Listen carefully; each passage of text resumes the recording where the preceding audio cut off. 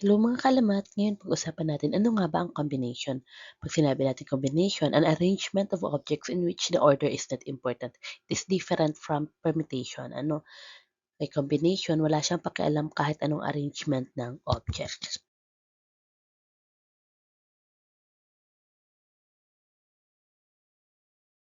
Ito yung pinagkaiba ng dalawa. Sa permutation, ang arrangement ay mahalaga sa kanya, unlike kay combination. Halimbawa, parehas silang may A, B, C na objects. Kay permutation, bawat arrangement na yan is isa ang count natin. While in combination, since ang pinag-uusapan lang natin ay same set ng object, kahit anong arrangement pa yan, ang count lang niya ay 1. That is the difference between the two. Puntahan natin ngayon si combination of n objects taken R at a time. Ito yung formula na ginagamit natin in computing the combination. So we have combination of n objects taken R at a time is equal to n factorial divided by n minus r factorial times r factorial. May mga pagkakataon na yung r nasa unahan ng n minus r pero wala namang pinagkaiba yan sa formula na to. Kapag kinompute natin, same lang din naman ang sagot na ilalabas niya. So let's have an example. In how many ways can a coach choose 3 runners from among 5 runners?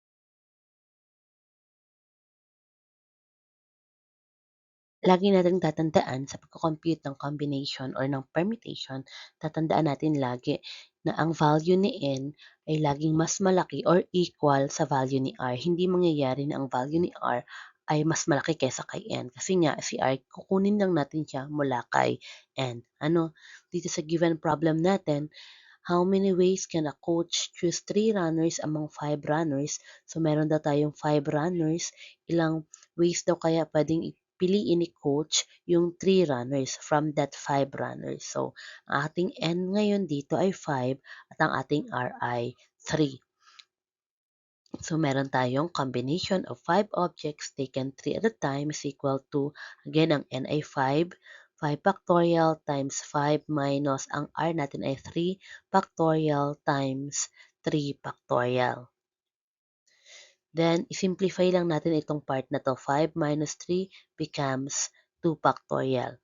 Then, para ma-cancel yung 3 na yan sa denominator, kung sino yung mas malaki sa denominator, yun dapat ang ma-cancel natin para mas maliit yung number na i-multiply natin later.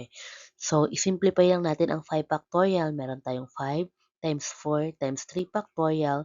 Copy itong denominator divided by 2 factorial times 3 factorial. So, since parehas itong 3 factorial, pwede na natin yang i-cancel. Ang natira natin is 5 times 4 divided by 2 times 1. And 5 times 4 is 20, while 2 times 1 is 2. So 20 divided by 2 will be 10. Therefore, there are 10 ways in arranging or in choosing 3 runners among 5 runners.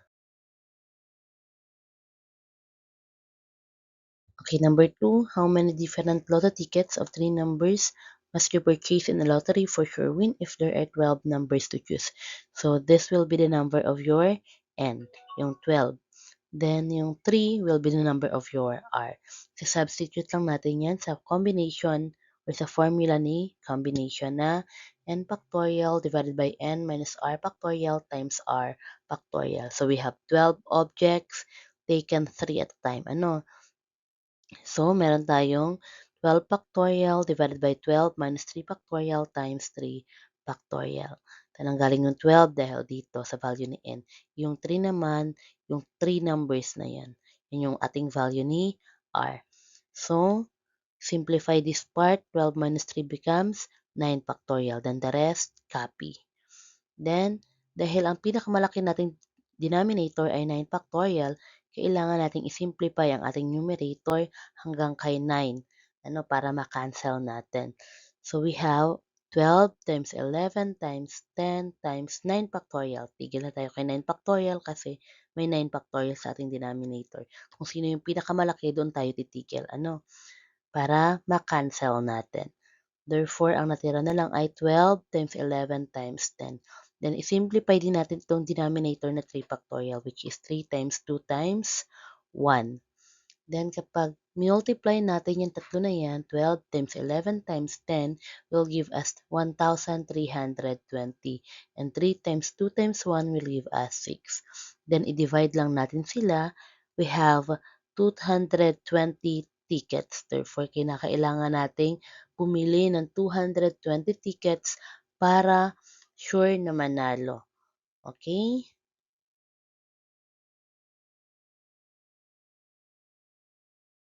Number 3, how many lines can you draw using 3 non-collinear points x, y, and z on a plane?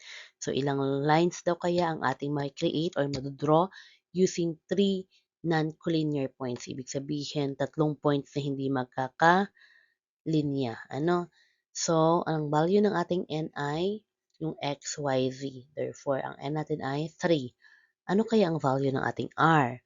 So, walang ibang number na nabanggit, pero ang kinakailangan natin ay makagawa ng line. Ilang line daw kaya ang ating kayang gawin? In order for us to make a line, kinakailangan natin ng ilang points? Dalawa. Therefore, kapag kinonect natin yung dalawang points, magkakaroon tayo ng line. Kung kaya, ang value ng ating R ay 2. Again, ang n ay 3, ang r ay 2. Substitute lang natin yun sa formula ni combination na n factorial divided by n minus r factorial times r factorial. So, meron tayong 3 factorial divided by 3 minus 2 factorial times 2 factorial. Then, simplify this part. 3 minus 2 becomes 1. Anong pinakamalaking denominator? 2 factorial. So, i-simplify ang numerator hanggang kay 2 factorial. Meron tayong 3 times 2 divided by 1 factorial times 2 factorial. Then, cancel yang dalawang 2 factorial. Sinong natira? Si 3 divided by 1. And 3 divided by 1 will be 3. Therefore, we can make 3 lines if we connect 3 points or 3 non-collinear points.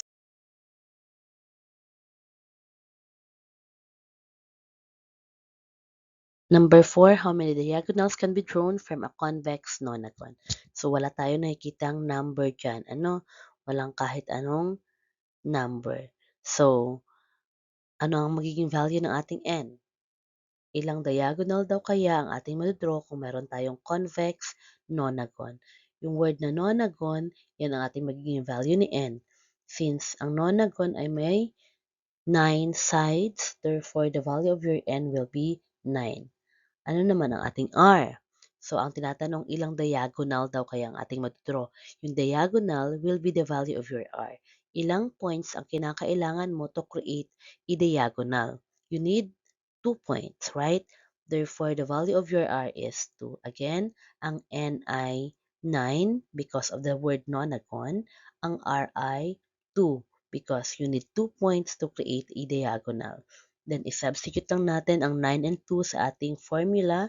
We have 9 factorial divided by 9 minus 2 factorial times 2 factorial. Then, i-simplify lang ang 9 minus 2, which give us 7 factorial. Then, the rest, copy. Then, i-simplify ang numerator ayon sa pinakamalaking value sa ating denominator, which is 7 factorial. So, meron tayong 9 times 8 times 7 factorial divided by 7 factorial. So, nag-stop tayo kay 7 factorial para makancel yung 7 kay denominator. So, ang natira ay si 9 times 8 at si 2 factorial. 9 times 8 will be 72. And 2 factorial, ang ibig sabihin ay 2 times 1. 2 times 1 is 2. So, meron tayong 72 divided by 2. And 72 divided by 2 will be 36. Therefore, we can make 36 diagonals if we have convex nonagon.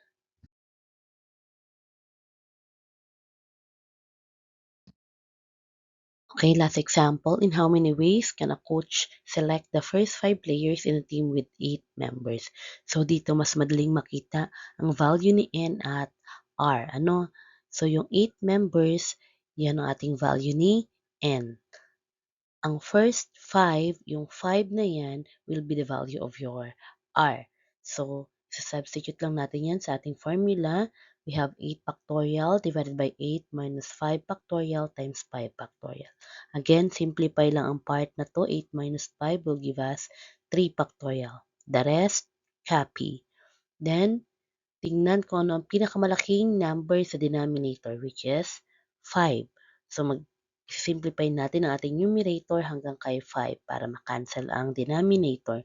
We have 8 times 7 times 6 times 5 factorial divided by 3 factorial times 5 factorial. Then, cancel. Sino ang natira? Si 8 times 7 times 6. At ang ating 3 factorial will be 3 times 2 times 1. Then, simplify lang. 8 times 7 times 6 will be 336.